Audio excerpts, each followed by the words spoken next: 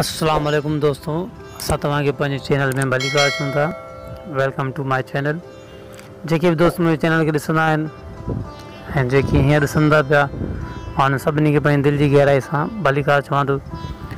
जी हाँ दोस्तों, तव्हांखे ख़बर हूंदी इरशाद जागीरानी जेको तमामु बहितरीनु शाइर आहे, असांजे सिंध जो आर्टिस्ट बि आहे, टीवी एंकर बि आहे, टीवी रिपोर्टर बि आहे, तमामु सुठा शो बि कंदो आहे, पाण सिंगर बि आहे, शाइर बि आहे ऐं पाण वकील बि आहे, जंहिंजो हर शोबे सां तालुक़ु आहे। इरशाद जागीरानी ऐं वहीद हकड़ो साहब, जंहिंजी वहीद हकड़े साहब लाइव अची इरशाद जागीरानी जी खिलाफ़त कई, कुझु ग़लति कमेंट्स ॾिना, उन्हनि जो इशू त तव्हांखे ख़बर हूंदी सभिनी दोस्तनि खे, त छा हुयो।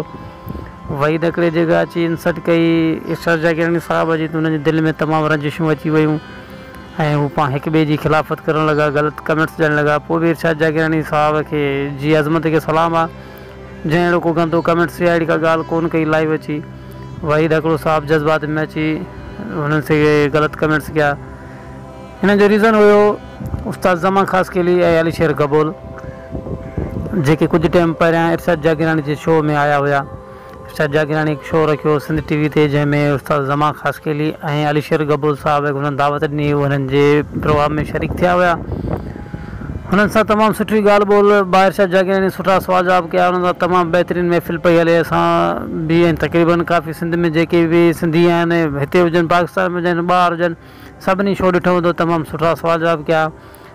कुझु सुवाल जवाब अहिड़ा हुआ जंहिंमें सिन्फ़ जो मसइलो हुयो। सिन्फ़ छा आहे, सिन्फ़ बाबति उस्ताद ज़मा ख़ासकेली ऐं अलीशेर गबोल जेको हुननि जो जवाबु कोन ॾेई सघिया। को बि इशू हुयो विच में, अलाह त बहितर ॼाणे, हुननि खे न आयो सम्झ में या को ॿियो इशू हुयो।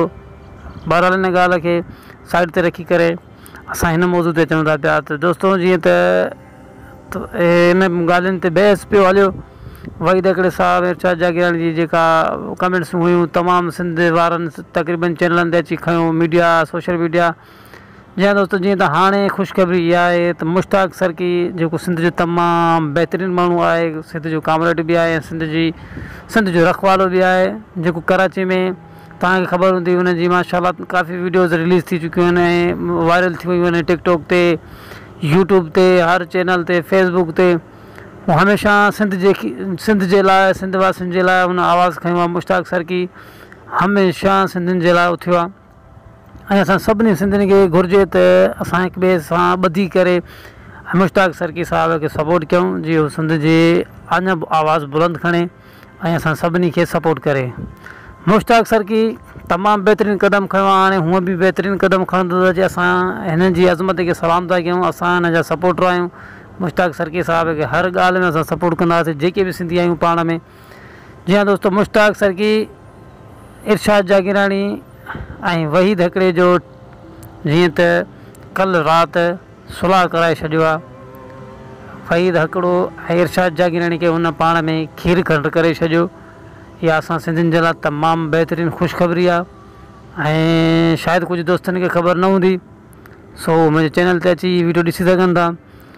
जी हाँ दोस्तों, वहीद हकड़ो ऐं इरशाद जागीरानी जो पाण में सुलह कराए मुश्ताक सरकी तमामु बहितरीनु कमु कयो आहे।